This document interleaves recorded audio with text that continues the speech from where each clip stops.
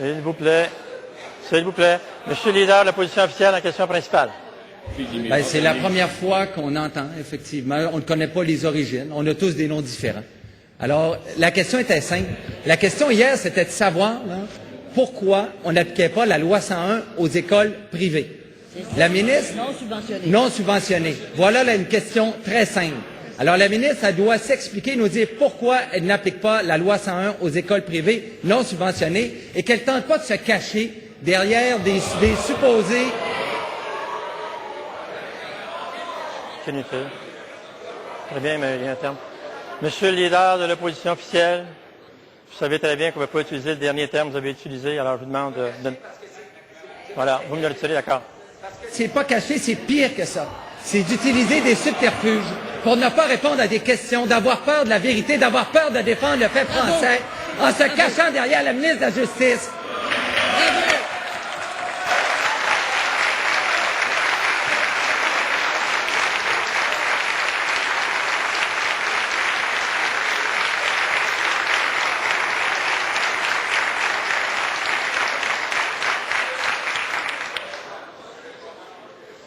Très bien.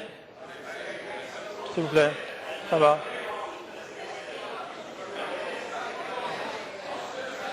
S'il vous plaît. S'il vous plaît. S'il vous plaît. S'il vous plaît, en vous indiquant que je tiens à ce qu'on mentionne qu'on a retiré le terme qui a été utilisé par le leader de l'opposition officielle, nous en sommes au leader du gouvernement qui répond à la question qui a été posée.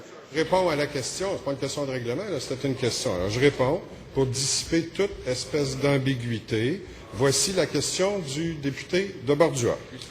Depuis 2 ans, la ministre, il s'adresse à la ministre de la Culture, sait que la décision risque d'être défavorable au vote unanime de cette Assemblée nationale.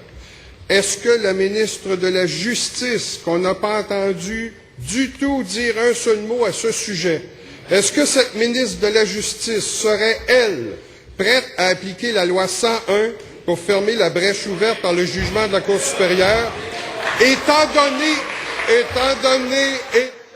S'il vous plaît, on va entendre la réponse. S'il vous plaît. S'il vous plaît. S'il vous plaît, on prend le temps qu'il faut. On a entendu la question, on va entendre la réponse. S'il vous plaît. Monsieur le leader. Et depuis 2 ans de concert avec cette ministre. C'est ça la question.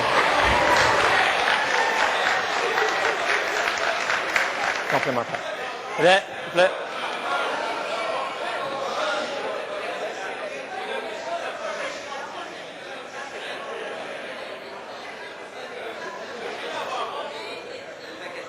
Non, ça va?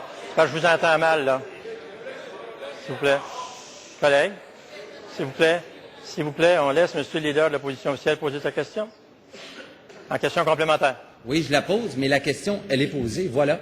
C'était parce que la ministre de la Justice applique les lois au Québec, normalement. C'est elle qui conteste. Alors, c'est quoi de mal de l'invoquer? Est-ce qu'on ne peut plus parler de la ministre de la Justice? Le problème dans tout ça, c'est que la ministre, elle, qui doit défendre le fait français au Québec, elle se cache derrière sa collègue, et hier, elle a en plus de se cacher, elle a invoqué un motif totalement faux. Elle a tenté de distraire sur une question qui est fondamentale. Qui va défendre le fait français? Pourquoi avoir peur autant d'affirmer ce qui est unanime dans cette Chambre? Défendons le fait français, appliquons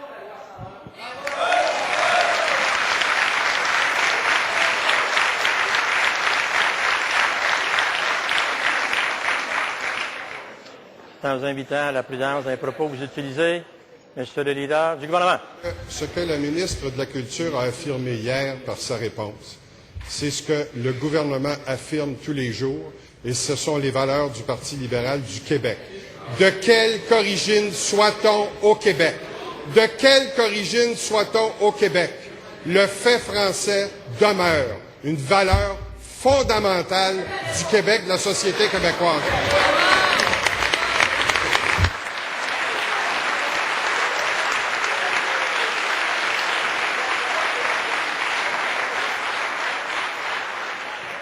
En question principale, monsieur le député de Bordua. Président, si le gouvernement est sincère Et la ministre nous a dit qu'elle se ferait un plaisir de nous rencontrer demain pendant 2 heures en interpellation.